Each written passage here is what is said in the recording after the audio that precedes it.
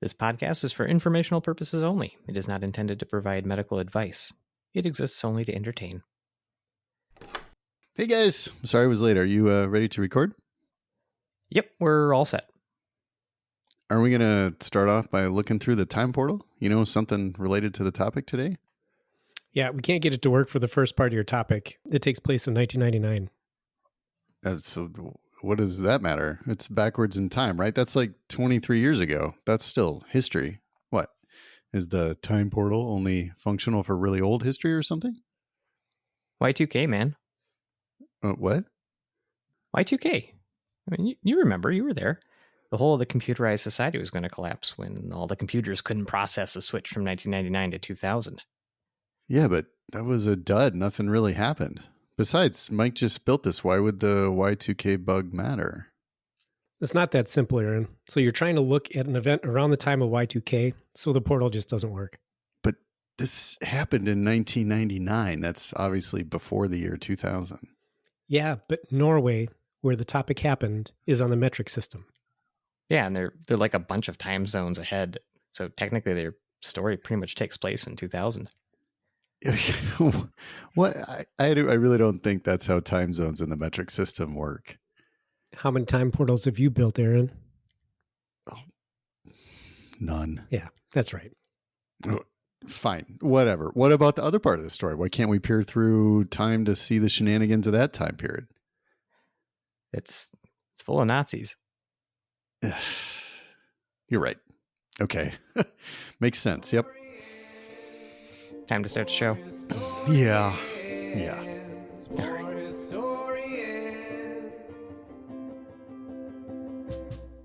We look at cases throughout history. It's just Max and Aaron, Mac and me. You gotta listen, you don't have to read. Poor historians, poor historians, poor historians.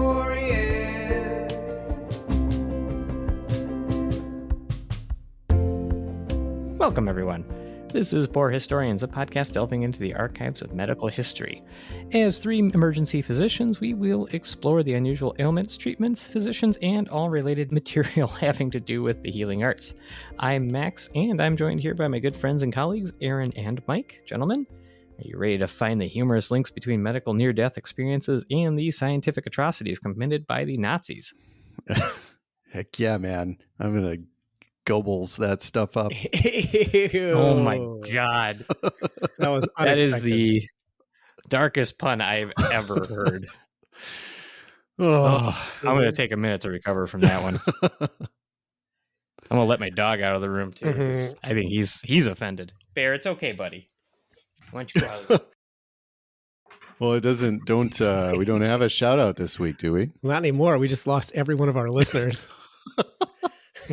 So, do you guys do you remember Y2K? Nice segue. Nice. So here's a true story. Y2K. I was working at a Blockbuster Video, which was a job I had when I was 16.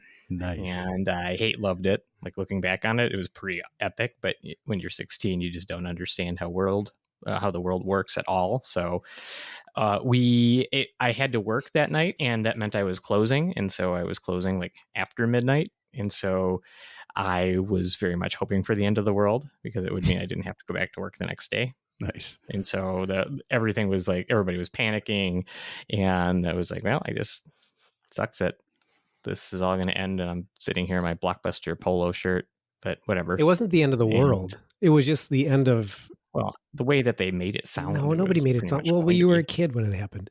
Max. Oh, people were scared. Yeah, man. But it was more so like the computers weren't... So anything that relied on a computer to function wasn't going to function anymore. So then ultimately, over the course of the next few weeks would, you collapse society. There'd be this post-apocalyptic world because you couldn't log into your AOL instant messaging account. Yeah, no, we leaned into this, man. So there were super cheap flights because everyone was scared. So we actually flew to Amsterdam for the week before Y2K, and we flew back on the 1st, January 1st. in the morning. So literally as it was supposed to hit, like the planes were going to get all messed up and stuff, remember? Because the computers that ran air traffic. So it was super cheap. And it was the best the best flying experience I've ever had, because we showed up and there was literally nobody there. There were like maybe 5 people. So the people at the airport were like, hey, there's no one else around. Do you want to pass to like the super cool restricted area for first class passengers? There's a spa there. So when we showed up to the airport, we got this pass to this legit like sauna and spa inside the airport and got to just hang out there for like 2 hours because it was an international flight, and then like had our own whole row the whole way back. It was the best. And then the bed and breakfast where we stayed, they messed up the credit card thing perhaps because of Y2K, and we never got charged for the room. So like it was the best Y2K experience I could imagine. It was awesome. I had to go back to work the next day at Blockbuster. Yeah, sorry, man. Sorry. Yeah, that one fizzled. Getting to our main segment, Aaron. All right. What are you going to tell us about, man? Yeah, I'm going to start off with something more modern and hopeful, and I'll just we'll let the listeners wait for the hard left turn to something more terrible. So, still history though, if it occurred in 1999, right? I don't. That's a time period I lived through as a teenager, so I'm not comfortable with history as a word there. Yeah, well, me neither, but we all get older. So to set the scene, we all need to travel north, way north, to just south of the Arctic Circle to a latitude of 69 degrees. Nice. And Tromsø, Norway. So given that this is a sparsely populated region plunged into darkness in the winter for almost 20 hours at a time and exposed to a mix of mountains, fjords, and the sea, it may not surprise anyone to know that the tale of the coldest human to ever survive their plunge into the depths of hypothermia comes from this region. And it is an amazing story. I find it weird the way you spelled Ford. Fjord? I wanted to go to Sweden, but I couldn't afford the plane ticket. Nice. You mean Fjord? That's how it's. Wait, are they fajitas then? Or is it fajitas like I thought? Oh, God. So anyway, an unsuspecting Swedish woman we'll call Anna picked a small town called Narvik near Tromsø for her orthopedic residency after medical school. And as we all know, the stereotype about ortho residents is that they spend as much time on sports as they do school. Maybe they just, love musculoskeletal health that much. Or it's just a stereotype, since most of our listeners probably assume the three of us pounded a monster and went bungee jumping before the pod today. So Mike is wearing his Oakleys and backwards hat. He actually does have a backwards hat. Where are your Oakleys? But it's been my uniform since 1994. So yeah, it's not going to change. Are you wearing Jinkos? No, but these are M frames, Oakley M frames. Yeah. Okay. I got some. So did you pick emergency medicine, or did it pick you? It picked me, mainly because of the sunglasses. I was walking past the job fair and this guy wearing the same thing I was wearing, he had a no fear sticker on the back of his truck. And he's like, hey, just come here. It's you and me, and you know it.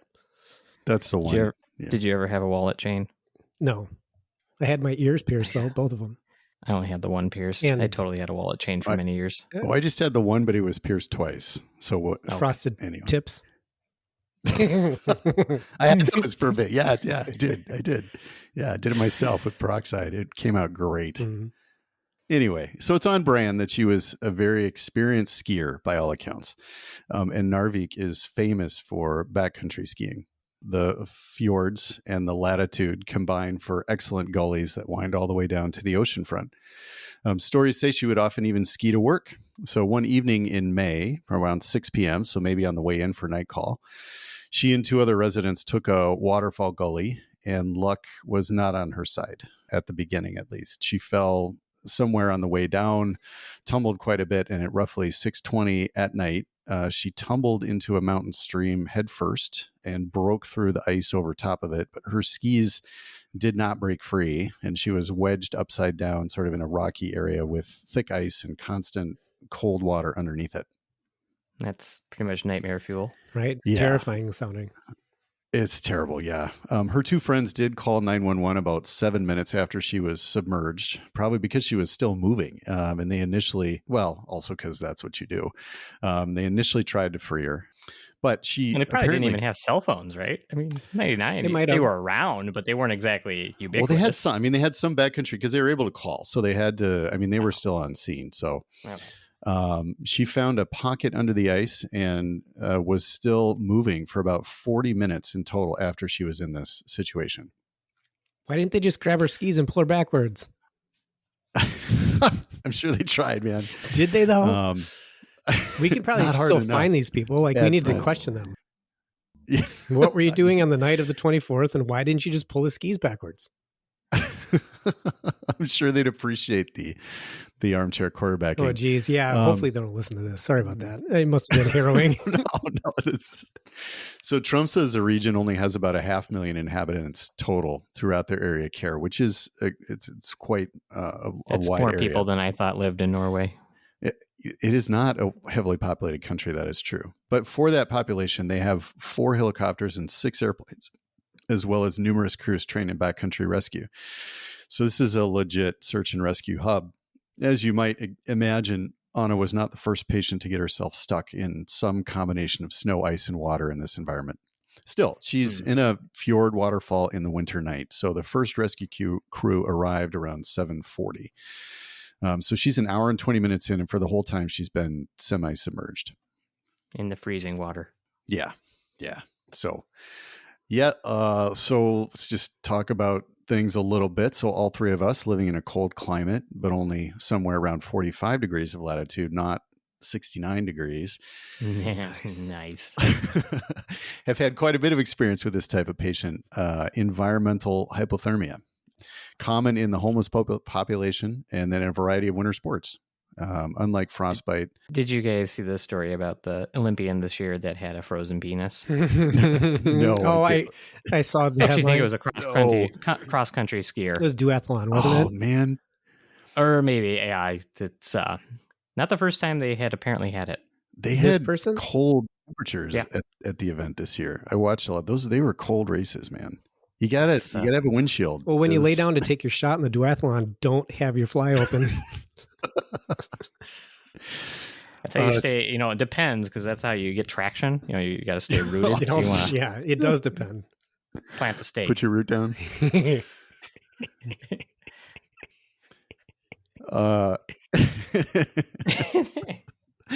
Unlike frostbite, hypothermia means that your body temperature in the middle, where all the important bits are, has fallen, almost always due to cold conditions. Shivering is the first sign, and then as things get colder, that's followed by clumsiness, confusion, and finally by severe problems with the heart beating and eventually coma and death. You want to hear a funny middle school story related to this somehow? Oh, yes, I do. All right. So I, in middle school, was in one of the English classes at some point and had a very different English teacher, I would say.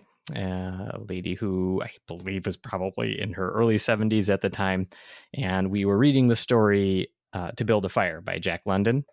I don't know if you're familiar with the story. I am very familiar. But it is a uplifting, cheery tale where a guy goes for a stroll to the next town at night, ends up getting stranded in the frozen Yukon, and the whole story is him trying to build a fire while a dog that accompanies him from the nearby village basically watches him slowly freeze to death as he fails to build the fire. And the dog's like, well, cool, I'm a dog. I'm going back where it's warm. And that's the story. It's fairly grim. I gotta be honest. And so I remember we had read the story, and for some reason my middle school teacher launched into her thoughts on the matter. And she had decided, after putting much thought behind it, that freezing to death was probably the way she would want to go. And she, for 30 minutes, talked through her imagined experience of doing so. And I remember thinking in middle school, like, rough. I'm a weird kid, but this seems strange. Did somebody get that lady some help?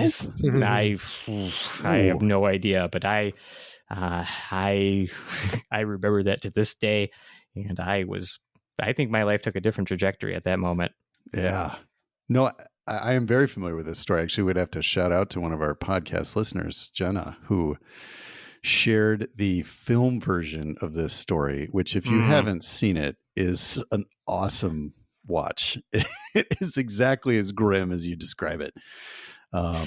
So yeah, it's great. It's great. And the dog, I love the dog. The main character actually tries to eat the dog or cut the dog open for warmth at one point. The dog's just like, yeah, peace out, man. You're on your own. Sorry, I'm gonna go now. And I thought they smelled bad on the outside. On the outside. Yeah. I get that. You know, that story is like my story every time I go camping because I can't start a fire. I'm gonna have to start bringing gasoline, even with a lighter. I don't know. I usually do rely on some sort of fire starter sticks. I got to say, I'm not a true Boy Scout. I don't leave my house. There you go. So interestingly, though, severe cold also slows down all the bad stuff that happens to cells when they die. So there's a much higher chance compared to dying warm that dying cold can be fixed, or more of a chance that a patient is mostly dead instead of all dead when they show up for care. Important distinction. So because of that, we all live by a saying, you're not dead until you're anyone? Pronounced deceased by a physician. Oh. Yes, warm and dead. And people wonder. It is an adage in emergency medicine. Yeah, absolutely. In the United States, a lot of hypothermia in young, healthy folks happens in avalanches, and people die every year in the mountains from cold. So Anna's less special than one might think in that regard with her misadventure, but many avalanche victims have a ton of trauma along with the cold, and it appeared that she didn't have that when the crew arrived. Back at the waterfall, the rescuers managed to pull Anna out headfirst by cutting a hole in the ice downstream through 8 inches of reported ice, which I'm sure was really easy. When she was pulled out, she was, open quote, clinically dead, close quote, according to the reports. The dark parts of her eyes were all big. She was completely icy to the touch, and she wasn't breathing. No one could feel a pulse, but they probably couldn't feel their fingers either. So, so they started CPR right away. So learn CPR, save a life, everyone. You don't even have to do the mouth-to-mouth stuff anymore. Just get on. Everybody gets all weirded out when you start doing it. Let me tell you. The CPR or the mouth? No, the mouth-to-mouth. Yeah, I know, right? You blow cigarette smoke up people's butts. Very off-putting. Yes. I heard about this on the Poor Historians podcast. Back up. So just start those compressions 100 times a minute. You can do it. So CPR is done throughout the entire warming process for hypothermia patients. In a lot of hospitals now, there are machines to do this work, but there's no mention of that in the article. So I'm pretty sure that this was just alternating teams of people just continuously doing CPR. How does that make your back and shoulders feel, guys? It's flaring up all of my chronic injuries. Yeah, it is not easy to do good, high-quality CPR for that long. So no. Just a bit later, they had a team show up with an anesthesia doctor and a rescue helicopter on scene, and she was flown to the large hospital in Tromsø, again at 69 degrees north latitude. Nice. Why did you put that in here so many times? No reason. I mean, I just want people to feel localized, you know. Nice. You really want... Aaron's a big stickler for longitude and latitude. Yeah, I mean, I want him to know where they are in the world. It's really infuriating when you're making plans with him to go meet somewhere. That's all he gives you. Gives you coordinates. Just coordinates. Doesn't believe in addresses. This is another hour away, even by air. So she got to the hospital at 9:10 p.m. after falling in the ice at 6:20. Oof. Yeah. When she got to the hospital, the doctor who led the resuscitation described her presentation in language I can only aspire to in my charting. Quote, she is ashen, flaxen white. She's wet. She's ice cold when I touch her skin, and she looks absolutely dead. But here's the interesting thing. He was talking about his ex-wife.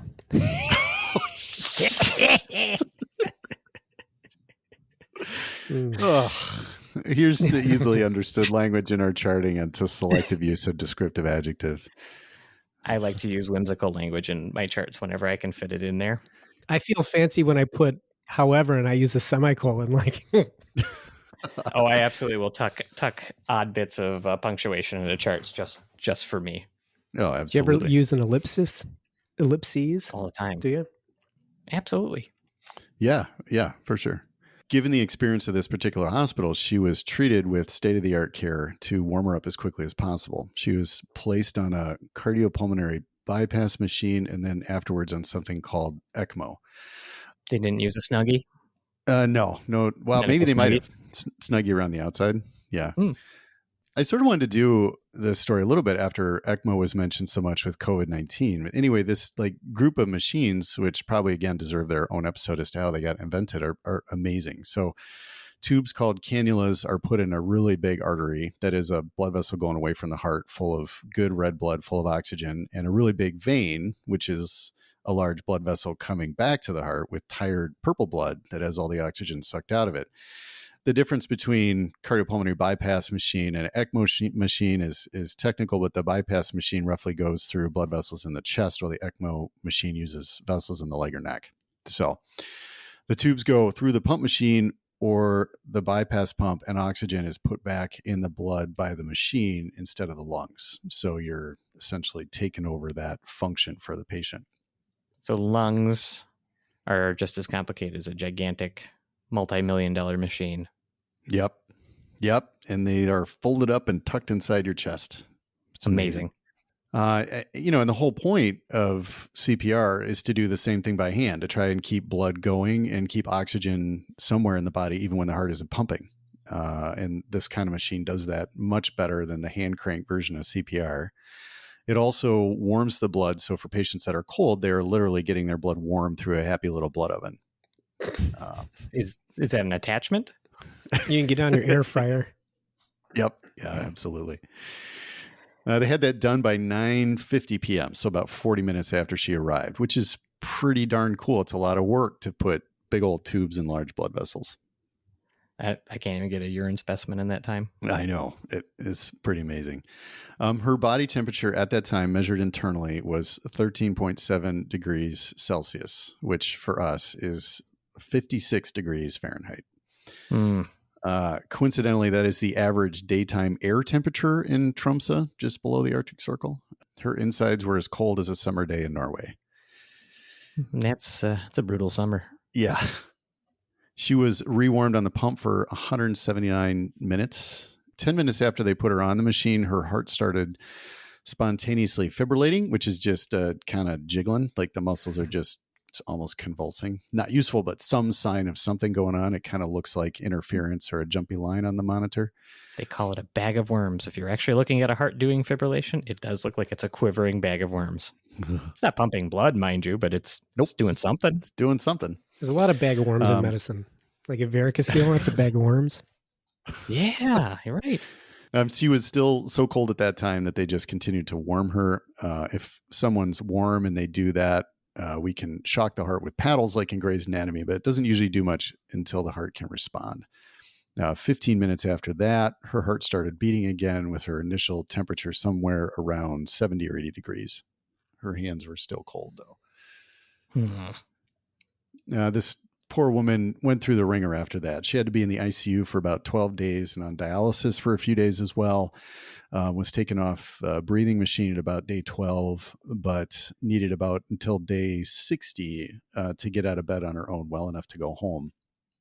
Yikes. But yeah, it's a long time, but she was back hiking and skiing within 5 months. And amazingly, that's pretty impressive. Yeah, her noodle was completely unaffected, or at least intact enough that she is a practicing radiologist right now as we speak in that same region of Norway. Not like that guy from the Olympics. His noodle was damaged beyond all recognition. The guy with the frozen penis. Got it. I knew what you were talking about. All right. I believe it did restore blood flow. He said it wasn't pleasant, though. Really? Oh, man, that had to be painful. Very tingly. That's what he said. She does have some residual nerve damage, which might have interfered with her planned surgical career. But she remains the record holder for the lowest survived core temperature in history. I do not envy her the recovery she had to pull herself through after that. That is a very odd, uplifting story. But I really appreciate bringing something a little bit different to the table today. Yeah, right? I mean, everyone's happy, right? Yeah. Patient did well. Amazing story of medicine doing something great. All right, well, let's just, how about we call it there? Yeah, or I could just ruin it, right? Yeah. Okay. It doesn't fit with our podcast. Seems on brand. Yeah. So how about Nazis? Yeah, there we go. Yeah. There we go. Yeah. So we have a fair amount of information about hypothermia, and it's been classified into stages and so on, with cutoffs for core temperature and all this stuff about what happens to the human body when it gets cold. But unfortunately, for a long time, the basic information regarding environmental hypothermia came from very questionable sources, to say the least, namely environmental hypothermia experiments that were conducted by the Nazis.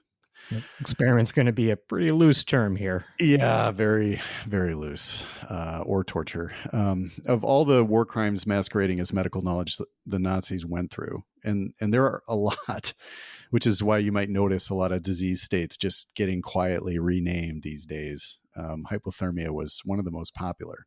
After World War II, there was, kind of stunningly looking back at it, actual debate over whether to use the quote unquote data that came out of Nazi war crimes masquerading as medical experimentation, mostly in concentration camps like Dachau, which gave the name to the quote unquote data for a while. They included information mostly about immersion hypothermia, which is exactly what this patient went through. Between 1942 and 1943, Nazis used the excuse of trying to find out what to do with Nazi pilots shot down in the North Sea to experiment on prisoners of war in the camps, sometimes called volunteers, since they were promised avoidance of a death sentence or other perks. Again, both of those in quotes. I bet that was a very loose use of the word volunteer. Yes. Unfortunately for everyone involved, the Dachau Comprehensive Report, which is we'll call it paper that might have data to use, is just really shoddy when you actually look at it. They didn't record patient weight, nutritional status, age. Those aren't recorded. And the 300 or so victims were placed in cold water that was somewhere between 33 and 50 degrees in various states of undress for various times. But none of it is even that well recorded. They were said to be monitored, but that was just a guy pretending to keep track of stuff. It's like I said, it's difficult to devote that much time to all of the minutia of experimentation, the scientific method, when you're spending most of your day committing war crimes and crimes against humanity. It takes up a fair amount of the day, and it's just hard to be detail oriented at that point. Yeah, what kind of person would be like, oh yeah, I'm totally cool doing this? I mean, people have a hard enough time experimenting on animals. You can really kind of talk yourself into that, like it's for the greater good. But this kind of stuff, it's like, what? I mean, the people doing the experiments are probably under the fear of death as well. And well, yeah, I don't. I mean, it remains just kind of crazy what happened. Everybody who had to do some sort of research experiment in residency and complain about the IRB. Yes, well, there's a reason it exists. There's always context for that. Yeah. I mean, they only described heart rhythms were only described as slow, fast, or irregular. There were no tracings. They just used stethoscopes. But that's just really the beginning of the banal record keeping.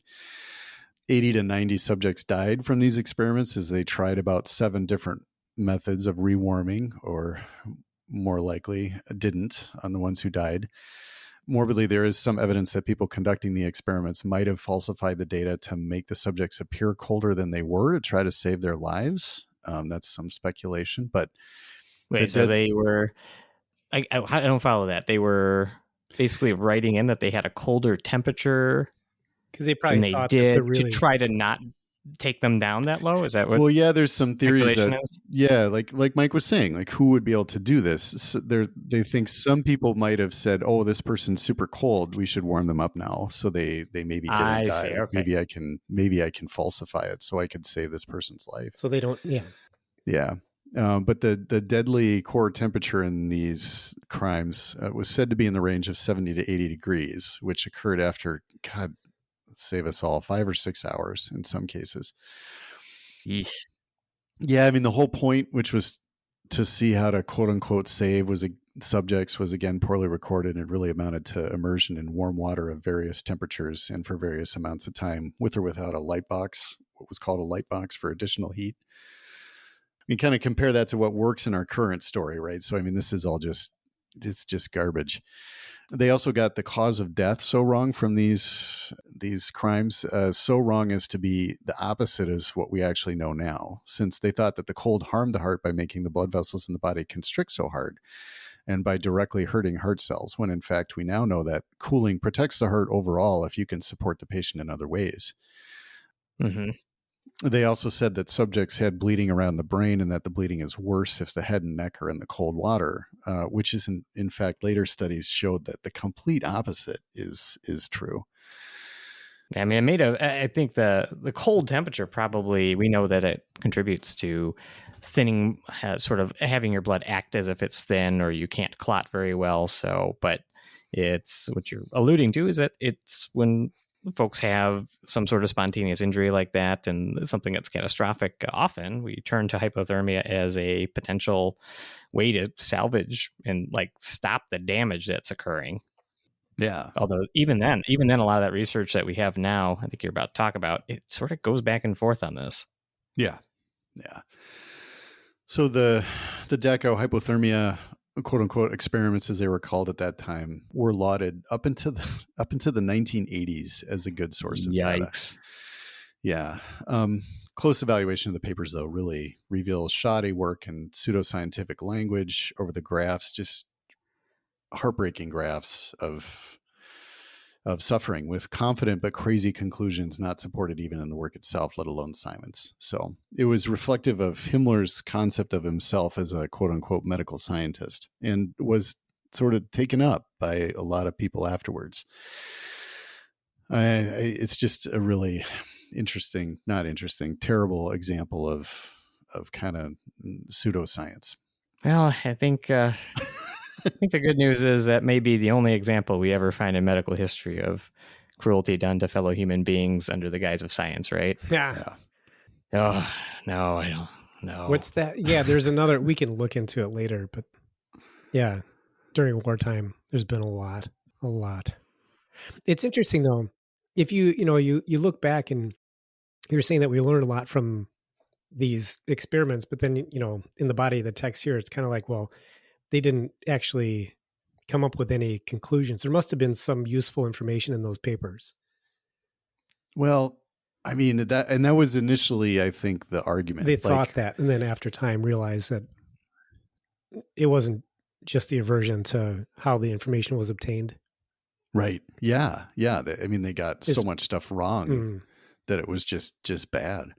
And the modern literature is admittedly observational. Right. So they're basically, what I mean by that is you're looking at stuff that happens and then sort of reporting on it, which isn't, I mean, technically, if you're going to do a modern experiment, you want to set your conditions before and then change things and see which works better, which you really can't do in these cases because you can't randomize people to different kinds of severe hypothermia. Not ethically. Yeah, exactly. Right.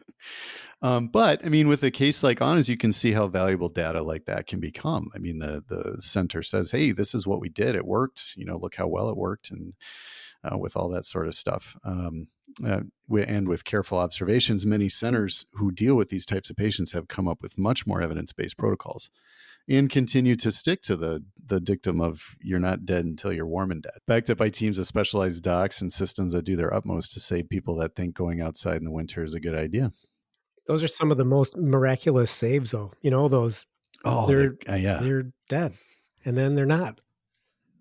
Yeah, it is amazing, and I almost feel bad I turned the story dark because that first case is just so much fun. So, I mean, maybe not for her, but no, I mean, it's the weird thing about emergency medicine, right? I mean, we never actually mean fun. Yeah. We get excited when there's something we can do because we want to help people. That's what we want to do is help people. So we get excited when we can. There's do no harm, then there's do something, and then it's like do cool stuff. Awesome. It's also probably part of the reason I think you find a lot of people in our profession, especially the emergency department, have a fairly dark sense of humor. Oh God, yes. It's a coping mechanism, right? And I can't remember if it's one of the healthy ones or one of the unhealthy ones, but I think it's probably one of the necessary ones. It's one of the ones, yeah. What are the other unhealthy ones? Drinking, whiskey. Doing drugs, smacking up your BFF, physical violence. What else is there? Okay. Video games. For the contrast there. Hey. I don't know if that's quite in the same category. Yeah, I think that's... You just stop with cocaine. Cocaine. Right? Dosed in drugs. If it wasn't for cocaine, we wouldn't have had so many movies in the 80s, nor most of the greatest era of like 80s wrestling. Oh my All cocaine God. based. How come everything comes back to wrestling every time? Oh. If you'll allow me, I can probably do an entire episode about how wrestling is a perfect metaphor for human existence. I could buy that. Because it's got a lot of sex in it. Just wanted to... Wait, there's sex in wrestling? I didn't know that. I would have watched more often. Oozes sex. I mean, sexy. I'm not going to disagree with that. Ew. I feel like we are on a tangent. Yep. A lot of stuff might get cut out there. Yeah. Oh, I guess on that note, that's all we have for today. We appreciate everyone listening, and we'd love to hear from all of you out there. If you'd like to send us a message or provide feedback, we can be reached through our website, www.poorhistorianspod.com. There you will find links to our social media sites. We take emails at poorhistorianspod@gmail.com and work to respond to all posts on our various social media accounts. If you have time, please go and leave us a nice 5-star review on whichever platform you choose. It does actually help the show and doesn't take too much effort. So we would very much appreciate taking a few moments to do that. And if you are old-fashioned, write something down for us. Bury it in a time capsule and probably find it at some point in the distant future. It's not a very efficient way of communicating. So with that, until next time, Poor Historians will be signing off AMA. Signing out AMA? Signing out. Signing out. We're signing out. I mean, we're going to ultimately sign out of the program that we use to record these episodes, but I think it'd be signing off, right? Yeah. So whose medical advice is it that we continue to stay signed on? Probably our own. But then we would never stop recording. Never. Oy, how about thinking until next time? Much, the Poor which is not Historians something you normally do, Mike. Never don't stop signing off all the time. All right, we'll put it in the maybe pile. Yep. Never don't stop signing off all the time. Always never don't stop. Does that mean we don't sign off anymore? Yes, that's exactly what that means. Couldn't you follow me? Don't Am I being detained? Yes, you are. By point of fact, Mm-hmm. You are being detained.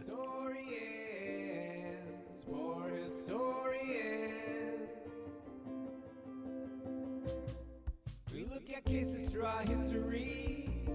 It's just Max in there and Mike and me. You gotta listen, you don't have to read.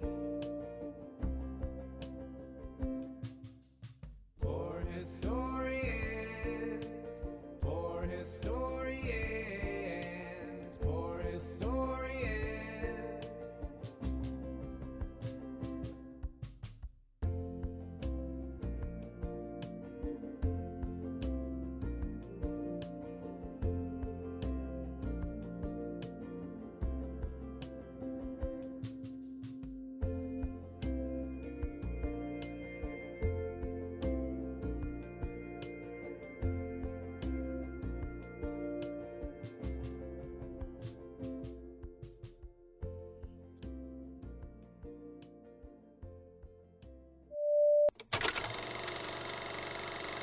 Something about room noise makes me want to like knock a bunch of stuff on my desk around. Mm-hmm. Yeah, it's really hard to be quiet for that long. It is. It's really hard. It's uncomfortable. All right, disclaimer. Who Mike, you want to be Mike? I'll be John Wayne Gacy. Oh, good. Anyhow, all right. Well, for this week, I think we should spare the call to action. We did it last week. Fair enough. So all right. We'll see with which that, even makes it in, especially with that dark pun. So yeah, no, I still liked it. Yeah, I think that's about as G-rated of a Nazi pun as you can make. My toes are All right, frozen. well. Do you think I have frostnip? yes. Chablains. Yeah. Or pernio? Got them rosy cheeks. I do. How could you see? I'm wearing underwear.